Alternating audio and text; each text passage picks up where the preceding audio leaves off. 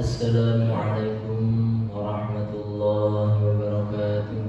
Waalaikumsalam warahmatullahi wabarakatuh. Innal hamdalillah nahmaduhu wa nasta'inuhu wa nastaghfiruh wa nu'minu bihi wa natawakkalu 'alaihi wa na'udzu billahi min shururi anfusina wa min sayyiati a'malina. Man yahdihillahu fala mudilla lahu wa man yudlilhu fala hadiya lahu. Asyhadu an la ilaha illallah wahdahu la syarika lahu wa asyhadu anna sayyidana wa maulana Muhammadan 'abduhu wa rasuluh. Allahumma shalli wa sallim wa barik ala sayyidina Muhammadin khatimin nabiyyin wa ala alihi wa ashabihi wa man tabi'ahum bi ihsanin ila yaumil qiyamah, amma ba'd. Rabbi shrah li sadri wa yassir li amri wa hlul 'uqdatam min lisani yafqahu qawli. Subhanaka la 'ilma lana illa ma 'allamtana innaka antal alimul hakim.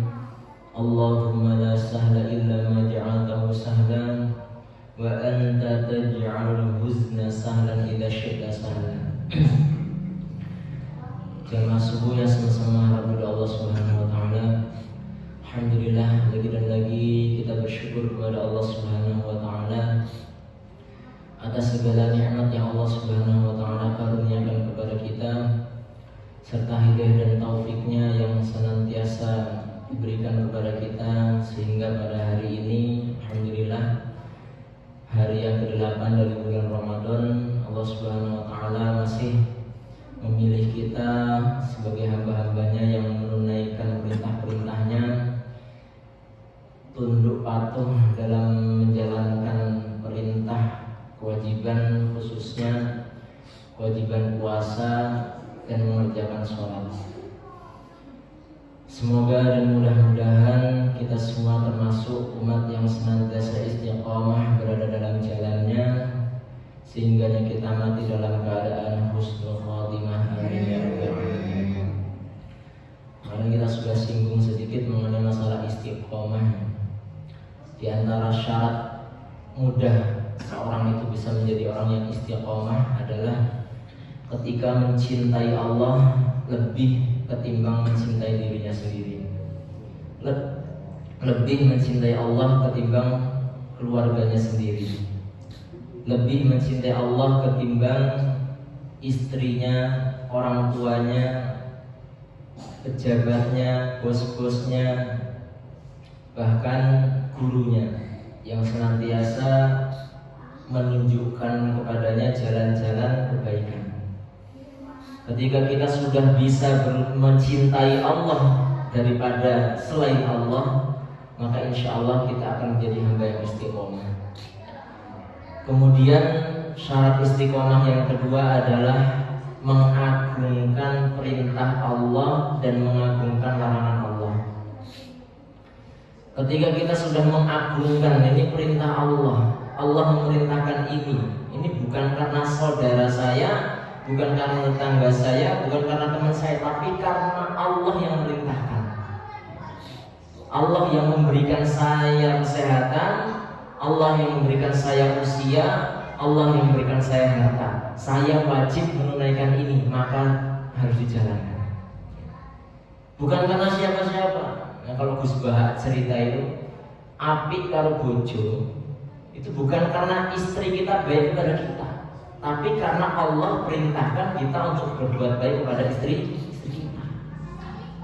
Kita baik kepada tetangga bukan karena tetangga kita baik kepada kita, tetapi karena Allah perintahkan kita berbuat baik kepada tetangga. Kita berbuat baik kepada siapapun itu juga bukan karena dia berbuat baik kepada kita atau tidak berbuat baik. Kalau kita ini tidak berbuat baik kepada orang lain sebab mereka tidak berbuat baik kepada kita, maka tandanya kita tidak mengagungkan perintah Allah. Ketika kita sudah mengagungkan perintah Allah, tandanya kita mengagungkan siapa yang memerintah, yaitu Allah. Ketika kita sudah bisa seperti itu, Pak, insya Allah kita ini akan menjadi hamba-hamba yang istiqomah. Ngaji, kenapa ngaji? Perintah Allah. bukan karena ustadznya fulan, bukan karena kiainya fulan, bukan karena dia ini guru saya dulu misalnya, atau bukan karena dia ini baik suka dermawan kepada saya, bukan, tapi karena memang Allah perintahkan saya untuk menuntut ilmu. Nah, orang sudah seperti itu, maka insya Allah akan mudah menjadi hamba-hamba yang istiqomah. Nah, di sini saya akan bahas mengenai masalah taubat. Jadi bulan Ramadan ini adalah bulan yang paling mudah bagi seorang hamba untuk taubat. Taubat itu secara bahasa berarti rujuk. Rujuk itu artinya kembali. Kembali dari satu keadaan ke keadaan yang lain. Kembali atau berpindah dari satu sifat yang tercela kepada sifat yang terpuji. Berpindah dari suatu yang dilarang menjadi suatu yang diperintahkan. Berpindah dari kemaksiatan kepada ketaatan. Dan di sini definisi taubat yang paling baik dikatakan adalah kembali dari tempat yang jauh menuju tempat yang dekat kepada Allah Subhanahu wa Ta'ala. Yang dulunya nggak di masjid jadi ke masjid, yang dulunya nggak sholat jadi sholat, yang dulunya senangnya maksiat jadi berbuat taat. Itulah yang disebut dengan taubat. Kemudian ulama katakan at-taubatu wajibatun min kulli dzambin. Taubat itu hukumnya wajib.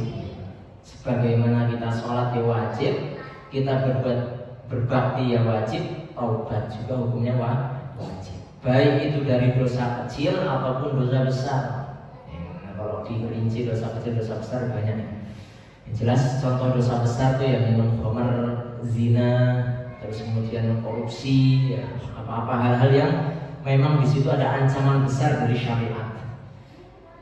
Kemudian taubat ini para ulama menyatakan ada beberapa syaratnya. Pertama, fa in kanatil ma'siyatu bainal 'abdi wa bainallahi ta'ala la tata'allaqu bihaqqi adamiyyin, maka syaratnya ada 3. Ketika maksiatnya itu terjadi antara kita dengan Allah, tidak ada hubungannya dengan manusia, maka syaratnya ada 3. Pertama adalah ayyaqli'a 'anil maksiyat. Ayyaqli'a 'anil maksiyat, meninggalkan maksiat tersebut fil hal, seketika.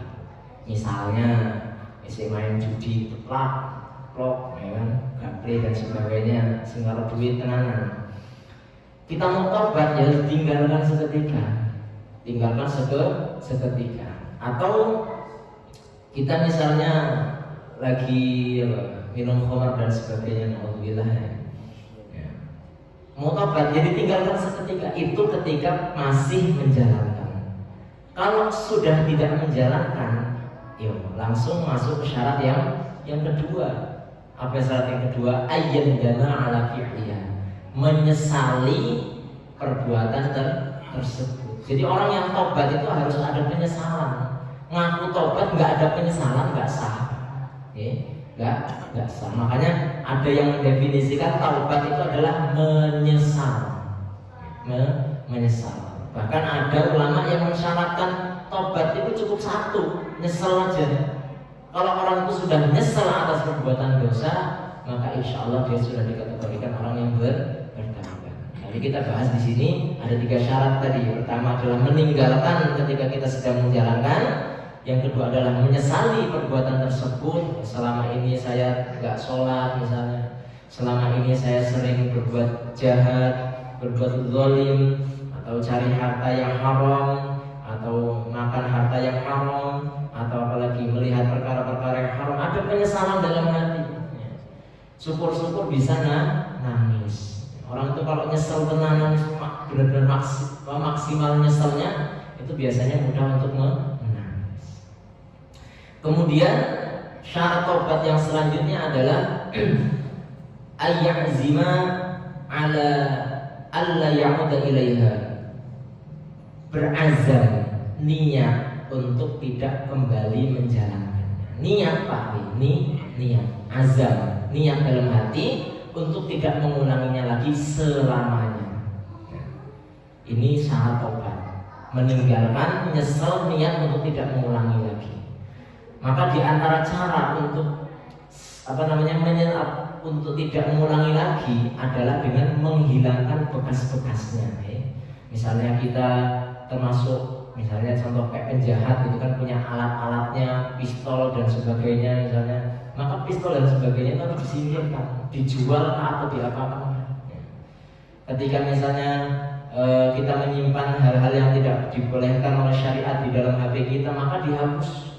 Itu cara kita untuk menyesali atau untuk niat supaya tidak mengulangi lagi. Kemudian misalnya makanya kalau orang bertobat dari harta haram itu yang berat, berat. Dikatakan oleh Imam Nawawi dalam kitab Majmu', saya pernah bahas ini, kalau orang taubat dari harta haram itu yang berat. Kenapa? Sebab yang dulu dia cari gitu kan, itu seharusnya dia tasarrufkan ke tempat lain, tidak disimpan. Orang dijadikan kekayaan justru malah buat modal yang besar buat ini dan itu, seperti itu ya. Nah, maka itu adalah salah satu yang berat, paling berat itu bertobat dari harta yang haram. Kemudian misalnya 3 perkara ini sudah dijalankan, kok ternyata suatu saat dia maksiat lagi dengan maksiat yang sama, maka yang tobat yang dulu itu tetap sah. Sebab apa?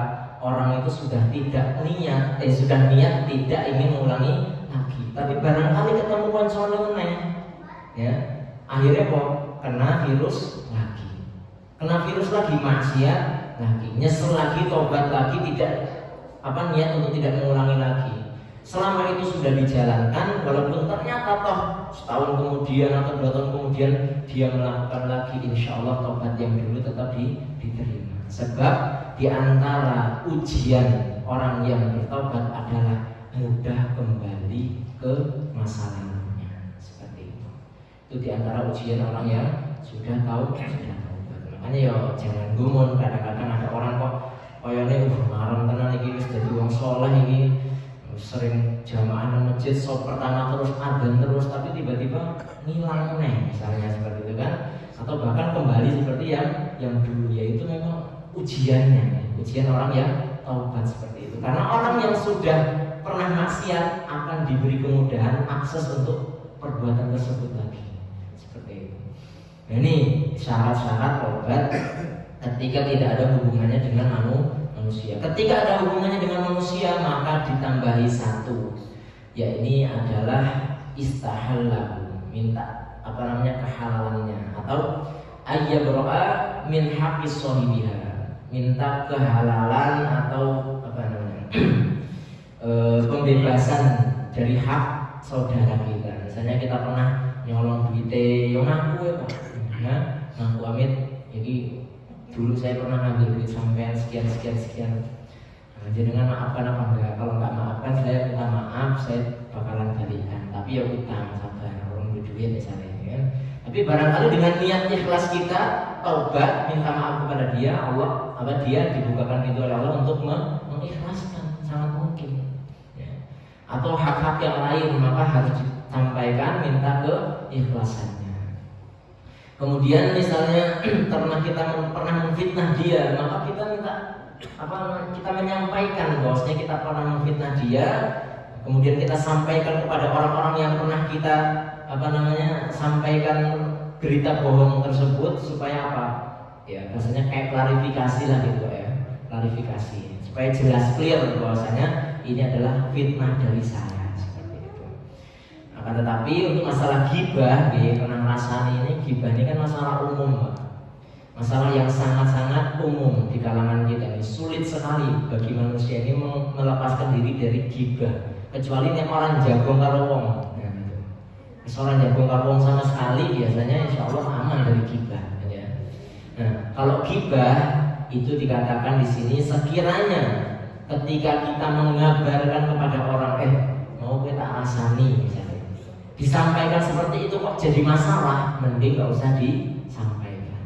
Wis tobat saja kepada Allah, istighfar dan memohonkan ampun untuk dirinya dan orang yang dia ghibah, seperti itu. Tapi kalau misalnya kita sampaikan kepada dia nggak ada masalah yang berarti gitu kan, justru dia orang yang legowo, mudah memaafkan, ya lebih baik disampaikan supaya benar-benar taubatnya itu nyata. Itu ketika berhubungan dengan manusia. Kemudian masalah maksiat itu bukan hanya ketika kita menjalankan perkara yang dilarang, tapi ketika kita meninggalkan kewajiban itu juga maksiat. Kalau sekarang kita lihat ada orang berzina, kira-kira wong podo geger ya. Orang berzina geger, ada orang korupsi geger, ada orang apa namanya, misalnya membunuh orang lain geger, itu maksiat semua. Tapi kalau ada orang meninggalkan sholat, koyo-koyo orang geger. Orang meninggalkan puasa seakan-akan tidak apa. Orang tidak bayar zakat seakan-akan tidak mengapa. Padahal maksiat itu sama. Meninggalkan perintah Allah yang wajib atau menjalankan kemaksiatan atau hal-hal yang dilarang oleh Allah itu sama-sama maksiat, sama-sama perlu ditaubati. Maka maksiatnya orang yang dulu tidak sholat adalah kembali menjalankan ibadah sholat. Maksiatnya orang yang tidak puasa adalah menjalankan ibadah puasa seperti itu. Makanya ya, kita sebagai seorang hamba dalam momen Ramadan ini khususnya ya, kita berusaha untuk taubat. Kita semua adalah Bani Adam yang disifati oleh Nabi khatta'un ya. Bahkan kalau Allah menyifati kita dalam Al-Quran itu zoluman jahula ya. Innal insana zoluman jahula. Manusia itu wis zolim ya bodoh. Kita ini disifati oleh Allah sebagai orang yang zolim, orang yang bodoh. Maka memang pantas sekali kita berbuat salah. Akan tetapi sebaik-baik orang yang salah adalah dia yang senantiasa bertaubat kepada Allah Subhanahu wa taala. Sedikit lagi ya. Di sini saya akan bacakan suatu hadis mengenai keadaan seorang hamba ketika bertaubat. Jadi lallahu afrahu bi taubati 'abdihi min ahadikum saqata 'ala ba'irihi wa qad adallahu fi ardi falah. Sungguh Allah itu sangat senang dengan taubatnya seorang hamba ketika hamba itu jatuh dari ontanya. Jadi gini Pak, ketika kita ini Pak ya, misalnya kita anggap aja kita hidup di zaman dulu, berkendara pakai onta, naik onta, di situ ada makanan kita, ada pakaian kita, ada duit kita. Tiba-tiba kita jatuh, ontanya lari, bawa makanan, bawa perbekalan kita, bawa duit, semuanya dibawa, lari. Bingung Pak, piye wis nang padang pasir gitu kan, ditinggal ontanya, wis pokoknya putus asa. Ada pohon ya. Kita datang ke pohon tersebut, geletak, turun. Ketika kita bangun, tiba-tiba ontanya di samping kita. Yang awalnya kita sudah putus asa nih, ya Allah. Setengah hari misalnya, setengah hari geletak nunggu orang yang mau lewat, semua perbekalan dibawa oleh onta kita yang lari. Tiba-tiba ketika kita bangun, onta kita di samping kita. Saking senangnya ya, kita ambil pelana onta tersebut, tali kekang onta tersebut, kita bilang Allahumma anta abdi wa ana rabbuk. Hamba tersebut mengatakan gitu, ya Allah, engkau adalah hambaku sedangkan aku adalah Tuhan. Kebalik ya. Ini saking senangnya, wis tersesat, kemudian ditinggal ontanya, perbekalannya dibawa semua, seakan-akan bakalan mati di situ. Tiba-tiba ontanya datang. Itu Allah lebih senang ya kepada hamba-hamba yang taubat, yang kembali ke rumah Allah ketimbang orang tersebut yang kehilangan ontanya, kehilangan segalanya, tapi tiba-tiba dia temukan lagi. Dan dalam keadaan surprise, bangun tidur tiba-tiba ada onta di sampingnya dengan membawa seluruh apa yang dia harapkan, yang dia sendiri sudah putus asa dari ontanya tadi. Jadi Allah itu senang ketika melihat hambanya yang taubat. Bukan cuma Allah, orang hamba-hamba Allah yang soleh juga senang ketika melihat orang-orang yang kembali ke jalan Allah Subhanahu wa taala. Mudah-mudahan momen Ramadan ini ya kita niatkan kita menjadi orang yang pribadi yang lebih baik lagi, istiqomah bukan hanya dalam bulan Ramadan. Kita ini kadang-kadang dari awal sudah niatnya sudah salah. Insyaallah aku taraweh rajin selama bulan Ramadan, jamaah rajin selama bulan Ramadan. Akhirnya buat bulan Ramadan lalu Maka kalau niatnya kita mulai dari bulan Ramadan, untuk seterusnya insya Allah akan istiqomah seterusnya. Tapi kalau niatnya sudah salah hanya untuk bulan Ramadan, ya wis, nek wis lebaran kali kita perbarui lagi niat kita. Semoga Allah Subhanahu wa taala tuntun kita, mudahkan kita dalam mencapai niat tersebut. Amin ya rabbal alamin. A'udzu billahi minasyaitonir rajim. Bismillahirrahmanirrahim. Allahumma shalli wa sallim wa barik ala sayyidina Muhammad wa ala ali sayyidina Muhammad sayyidil awwalin wal akhirin. Wassalamu radhiyallahu tabaraka wa ta'ala an sadatina syabi rasulillahi ajma'in. Alhamdulillahi rabbil alamin. Hamdan syakirin hamdan na'imin hamdan yuwafi ni'amahu yukafi mazidah.